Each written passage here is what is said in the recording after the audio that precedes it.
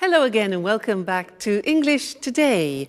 And this is DVD 18 and the first DVD of your advanced level.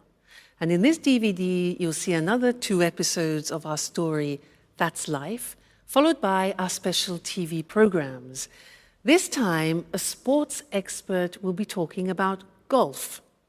Then, in our travel section, we'll be looking at the White Knights of St. Petersburg. Then in the grammar section, we will study some of the uses of the passive form in English. And then we'll look at some more useful phrases for you when you're socializing. All right? So, enjoy your viewing.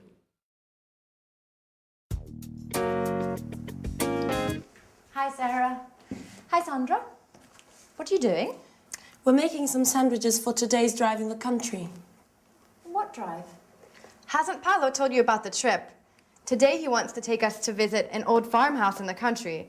It's supposed to be very beautiful, a perfect example of rural architecture. That's right. I remember now. Paolo told us it was built by some rich Italian-American, a really eccentric character, a friend of his mother's. Okay, girls, is everything ready? We've almost finished. What a wonderful smell. They look and smell great. Keep your hands to yourself. No one's touching these delicacies now. You'll be able to taste them later when we have our picnic.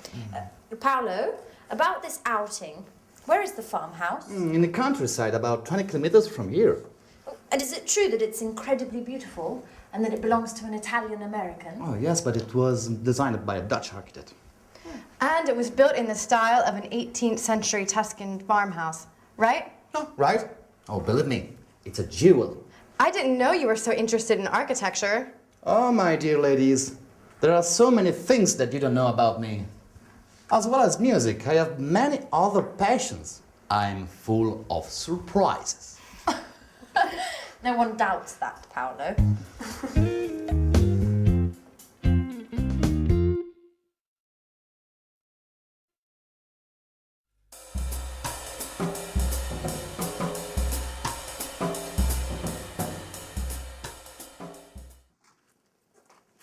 So, tell me more about this house. It's fascinating. Oh, you're right. And you have to see the garden. It's a haven of peace and tranquility. And what sort of plants are there? Oh, thousands. Big old trees, grapevines, olive groves, and many types of roses. And it's huge. There are 8 gardeners. Oh, really? So many? It's a lovely spot. My mother used to take me there a lot. I loved to lying under the oak trees. It gave me a sense of peace. That's where I gave my first kiss. Wow. Who would have thought our Paolo was so romantic? Are you making fun of me? No, definitely not. I bet this enchanted house has been the source of most of your musical inspiration. How do you know that? Considering it doesn't take much to inspire you, I can imagine what a paradise can do. Oh, hi. Hi. Sorry we made you wait. Paolo was just telling us about the garden. Oh. Okay, let's go. I can't wait to see this place. Do you know where Mike and Michelle are? They should be here by now. Oh, Michelle went out for her morning jog earlier. She should be back by now, so she's probably having a shower. And Mike's in his room watching a football match. What a surprise. Okay, I'll go and give them a shout. Oh, Sarah, have you got the camera? Oh no, I left it in my room. Why don't you go and get it? We should be able to take some lovely photos today, right? You're right. I'll go and get it.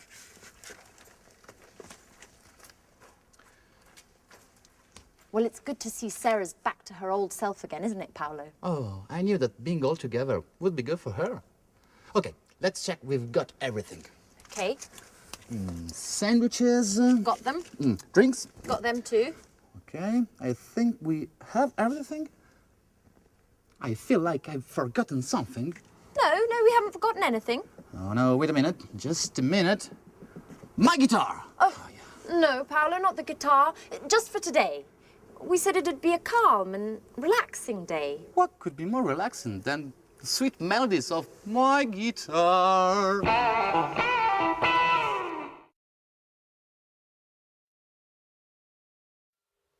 Hi again and good to see you.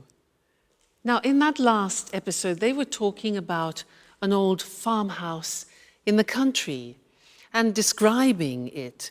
And they were using some interesting language, which I want to teach you now. Let me give you some examples of what they said. Sandra said that the farmhouse was built by a rich Italian American, was built by. Now that grammatical form is called the passive. We're going to study that now. But other examples. Paolo said, yes, it was designed by a Dutch architect. It was designed. He said, it is built in the style of an 18th century Tuscan farmhouse. The passive, that's what I want to look at with you now. We'll go to the screen so that you can see how the construction works. It is actually quite simple because you need to take the verb to be in the necessary tense, whether it's past, present, or future, and then you add the past participle of the main verb. Okay, so that is the grammatical form. When do we use the passive? We use the passive when it's more important the action which is happening and not the person doing it. Let me give you an example, try and make it clearer. And look at the screen now and we can combine the things. This is a magazine. Now, I want to talk about the magazine in the present. And there are various things that I can say. For example, this magazine is published in the United Kingdom.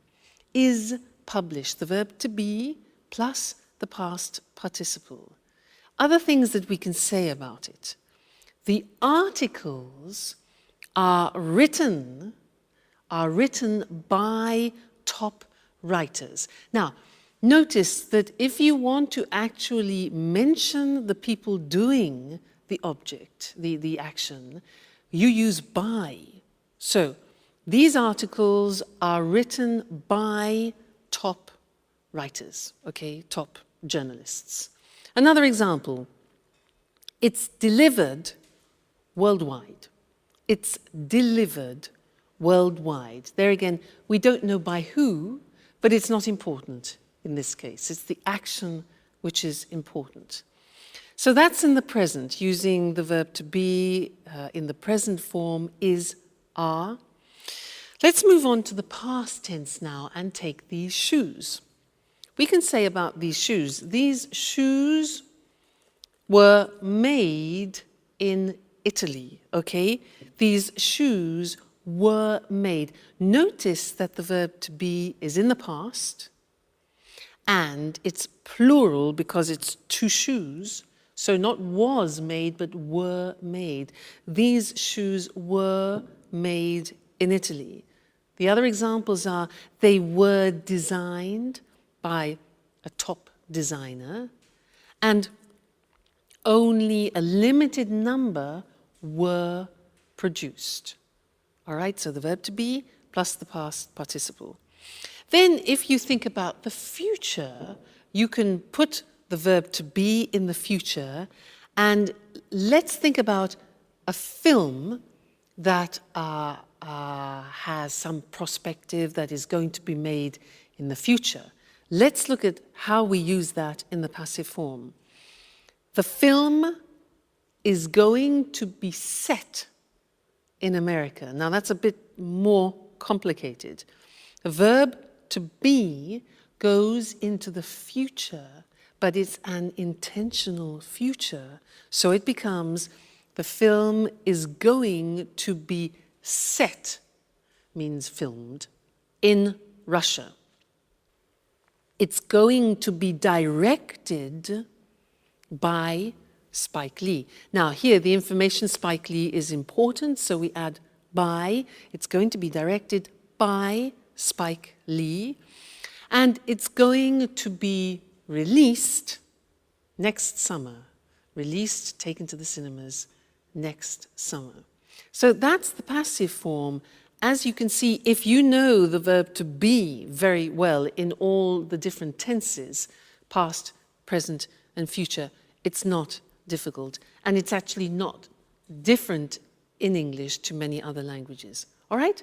So that's the passive. See you again next lesson. Bye.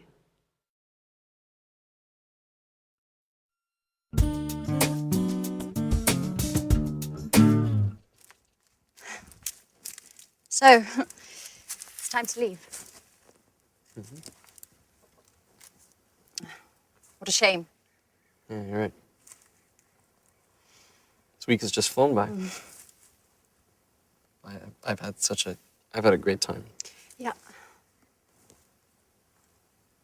I hope to see everyone again. I hope to see you again.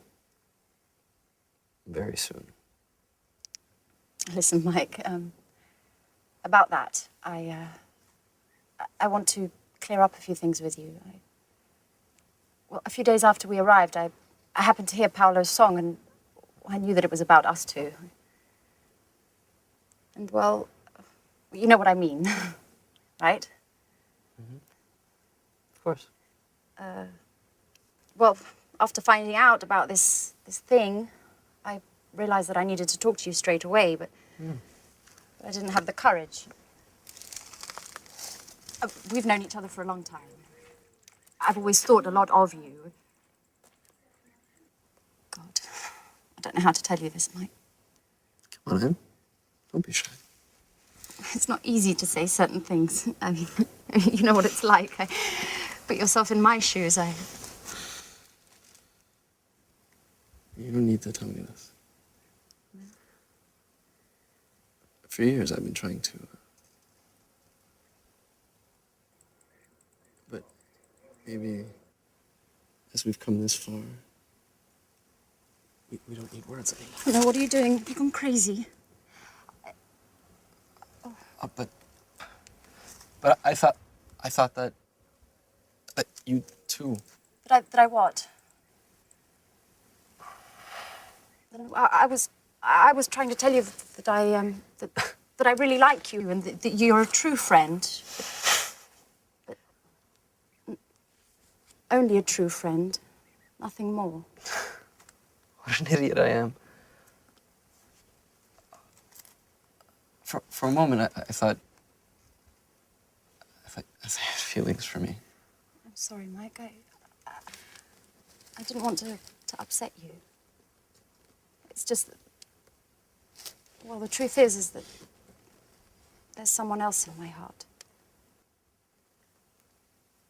I know. Don't worry. Let's pretend nothing's happened, okay? Okay. Right. Friends? Like before? Of course. But no hard feelings? Okay. Fine. I'll just go and finish packing then. Okay. I'll see you in a bit.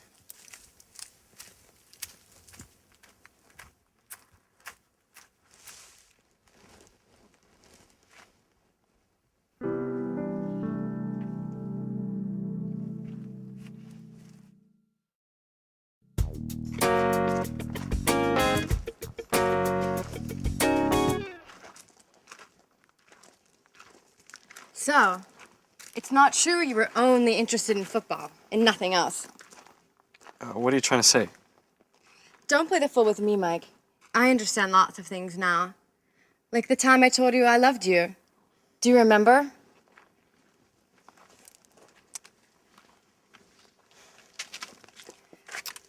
At that time, we were always together. And I thought there was more between us than just simple friendship. Come on, Sarah, not that old story again. I mean, there's no point in going over all of that again. Well, I think it's time to put a few things straight, once and for all. At that time, you told me you weren't in love with me, and that you didn't want to deceive me. I felt rejected, and thought that football was to blame. I thought that football was the only passion in your life. But now... But now what? Oh, stop it, Mike. I saw you here just now with Anne. Wait a minute, Sarah. Let me explain things. Oh, you don't need to explain. I'm not angry. In fact, you, all of you, have helped me a lot in the past few days. I'm at peace with myself again, and this is really important. And to be honest, I'm glad to have found out the true reason for your refusal was another woman, and not football. I think of you more than any sport, Sarah.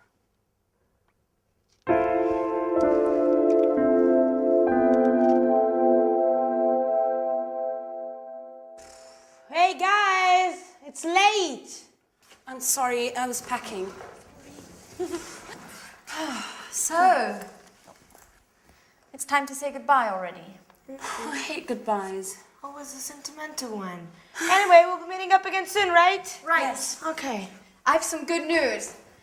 I've decided to open up a new bar, and you're all officially invited to the opening party. Wow. I think I'm going to call it college, in honor of all of you.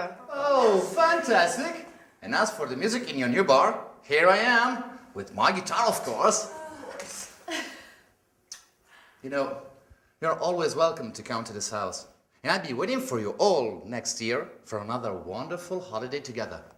In memory of the good old days. Yeah! Friends live but they'll be back soon. I'll sing away for next year's. Hey, oh, oh, oh, oh, yeah. Yeah.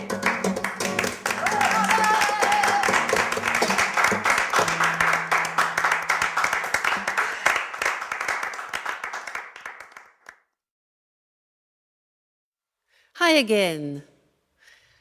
Anne said, and so it's time to leave. What a shame. Well, it's true, isn't it? It's great to have a reunion with good friends, but it's also sad to say goodbye to them. And she said, what a shame. Do you know what that means? It's like saying, what a pity. What a pity, what a shame are the same meaning. And it means that you are expressing sadness about something. And with that phrase, I want to take you into socializing again and to look at a few more phrases to help you when you're traveling around the world, socializing with English language speaking people. What a shame is an example. It's a useful form of socializing. So let's look at some examples. Imagine that you receive some good news, or a friend of yours receives some good news. What do you say to your friend when they receive good news in English? Yeah, congratulations. Or, I'm very happy for you. I'm very happy for you. Okay? If you receive the opposite, if you receive bad news, what do you say? Yeah, in English we say, I'm sorry to hear that. I'm sorry to hear that. Okay, sorry to hear that. Or, oh, I'm so sorry. I'm so sorry. Receiving bad news. Now, imagine that people come to your house, they're visiting you, and you want to invite them to be comfortable. What can you say? Yeah, we say, do take a seat. And that's a very polite way. Do take a seat is a polite and quite formal way of inviting somebody to be comfortable. Or a nice one is, do make yourself at home. Do make yourself at home, all right? And then you could say, can I get you something to drink? You know, in England, people often, when they meet up, they drink together, whether it's beer or wine or aperitifs. So, can I get you something to drink? Good. Now, imagine that you have got a drink and you have the glass in your hand and you want to pass it to your guest. Now, what do we say when you give something to somebody? 3 words. we say, here you are. Now, when we're speaking fluently, that becomes, here you are, which sounds very strange, doesn't it? You think, what sounds Indian? Here you are. Here you are. I mean, it's one of those unusual phrases which, if you separate the words, has no meaning, but we use it when you give something to somebody else. So it's very, very, very, very, very common. Here you are. Thank you. Not at all. Here you are. All right? What about when you're in discussion and you want to agree or disagree? In English, we say, I agree with you. We don't say, I am agree with you, because many languages translate that from their own language and make a mistake with the English construction. So, I agree with you. And the negative is, I don't agree, not I am not agree. And the question is, do you agree? Okay, that's very important. What if I say, well, actually, I don't agree with you? Do you remember well, actually? When do we use well, actually, those two golden words? Yes, that's right. It's when you want to introduce a no, but in a soft way. You prepare the other person psychologically for no. Well, actually, I don't agree with you. Or you can say, I agree with you up to a point, which means partially, up to a point, all right? Leaving. When you have to leave people, it's often sad. You could say, well, we really must be going, it's late. We really must be going, all right? Which displays a fact that you have to do it. You don't want to, but you have to. You have duties, etc. We really must be going. Or another nice one is we must be on our way. We must be on our way, okay? And then showing that you're sorry, as we saw in the episode with our friends. What a shame. What a pity. Okay, well, what a shame and what a pity this lesson has finished. But don't worry, there will be another one. So I will see you again in the next one. Take care until then. I must be on my way. Bye. Good afternoon, everyone, and welcome to Sports Special. I'm Eric Brown, and here beside me is John Forbes, our sports expert. Today we're going to talk with him about golf. Hello, John. Hello, Eric. Hello, everyone. So, John, tell us, where did golf start? Well, the game of golf is believed to have originated in St Andrews, a small town on the east coast of Scotland. It's thought that local people started the game by hitting stones around a grassy area next to the sea. Really? That's right, Eric. Today, golf's a very popular game in Scotland, and many towns and cities have municipal golf courses where everybody can play quite cheaply. Today, the Royal and Ancient Golf Club is located in St Andrews. This is the body that draws up the rules of the game and answers questions golfers around the world have about the rules. You know, there are 6 golf courses in St Andrews. One of these is the famous Old Course, the world's first golf course. Right. So St. Andrews is the place to go if you like golf. About the game. First of all, what do you need to play golf? Well, to start with, you need a set of golf clubs. You use these to hit the ball around the course. There are lots of different sizes of clubs, but basically there are 2 kinds, drivers and putters. Drivers are used for long shots along the fairways, and putters are used for short shots on the greens. Then you need a golf course. There are usually 18 holes on a course. And of course, you need a golf ball. It seems easy to play golf, but how exactly do you play the game? You start each hole on the tee. From here, you use a driver to hit the ball as far as you can towards the hole. If necessary, you hit the ball again to get it onto the green. Once on the green, you use a putter to hit the ball into the hole. It's as simple as that. Well, almost. And be careful not to hit your ball into a bunker, an area of sand. It can be difficult to hit a good shot out of one of these. Don't worry, I'll be very careful. So, John, how do you keep score in the game? Well, each hole has a par, the number of shots required to put the ball into the hole. Let's say the first hole at the old course in St Andrews is par 3. If you complete the hole with 4 shots, you're 1 over par. If you complete it with 2 shots, you're 1 under par. The winner is the golfer who completes all 18 holes with the fewest shots or the most shots under par. And what happens if the golfer hits the ball into the hole with just 1 shot? This is called a hole-in-one, and it is a cause for celebration. Is it expensive to play golf? Because it looks like it's a game just for rich people. Well, golf clubs can be expensive, and you may have to pay a lot to play on a course. But you may be able to hire the clubs, and you may be able to find a municipal course that charges very little for you to play 18 holes. How popular is golf? It's very popular in Scotland, as you can imagine, as the game started there. There are 540 golf courses in Scotland. Remember, the population of Scotland is 5 million. But golf's also popular around the world, especially in Europe and North America. The game's really taken off in East Asia. The game's incredibly popular in Japan, Taiwan, South Korea and Singapore. There are lots of professional golfers who take part in international golf tournaments all over the world. Well, now, we certainly know a little bit more about golf. Thank you, John. You're welcome, Eric. Goodbye. And goodbye to you, and see you again next week for another edition of Sports Special.